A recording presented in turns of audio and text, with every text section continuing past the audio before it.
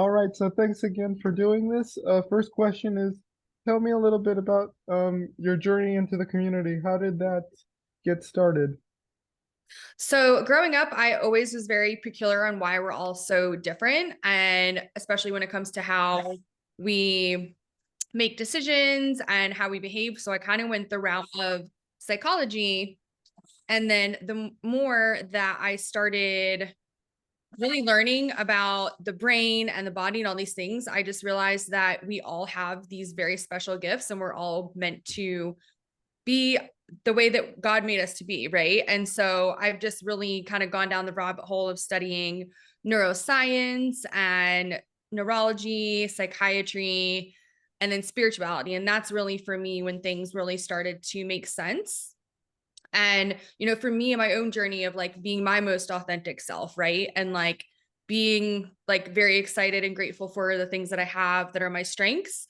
And then also like being able to just accept and, I honestly laugh at myself a lot, especially with things that I'm not good at.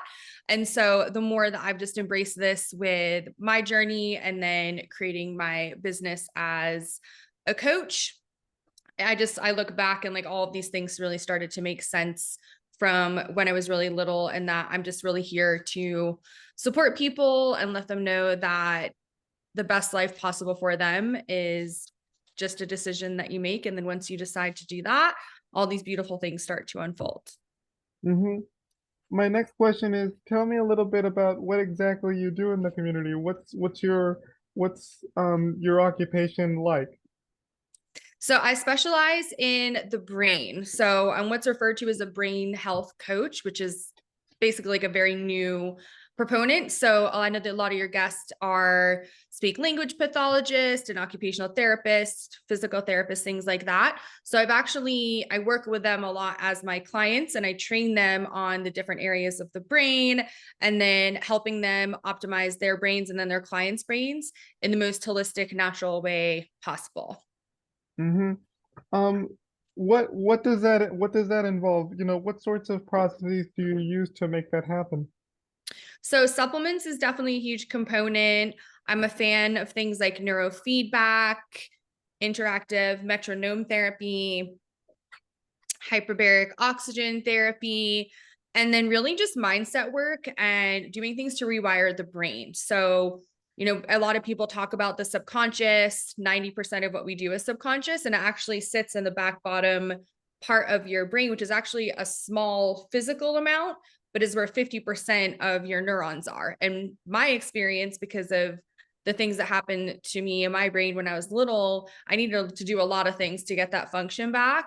And so when I started doing even just going like this and tapping when you're stressed, like causes your left and your right brain to connect in a different way. And it can help a lot with stress. So there's a lot of like little tools like that that I teach my clients, but always trying to get their brain as healthy as possible before we do those things. So that's where the things I mentioned at the beginning are kind of where we start, like the supplements and the brain-based gadgets.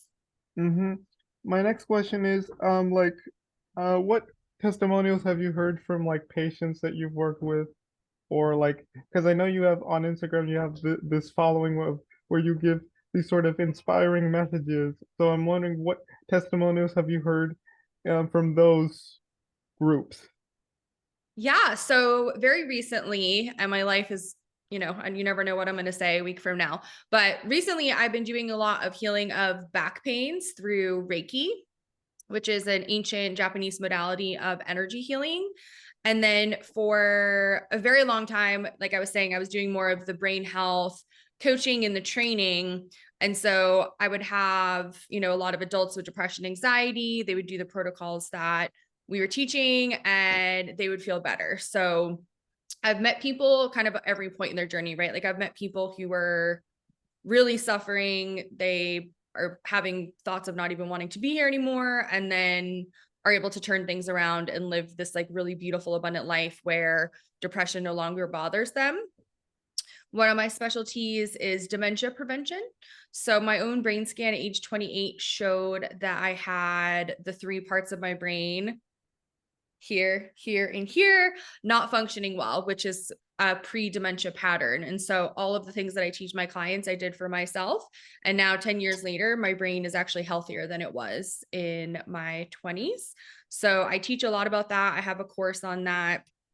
And it really, to me, helps bring everything together because when you start thinking about back pain, depression, anxiety, ADD, learning disabilities, it's all stuff that's has to do with the brain. We can get the brain working well. And then from there, like, how much better can your life get, right? Like, a lot of people are really at a stuck point when they see me. And then once they get past that stuck point and they realize there's even more that they can do, that's also like, those are the kind of clients that I really like working with. Cause it's like, you wanted your life to go from not great to really good, but like, why don't we make your life go from really good to like absolutely amazing, excellent?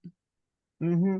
My next question is, what impact does your kind of work, both in neuroscience and, giving these, messages on Instagram, those little positive sort of, I wouldn't call it positive messages, I would say.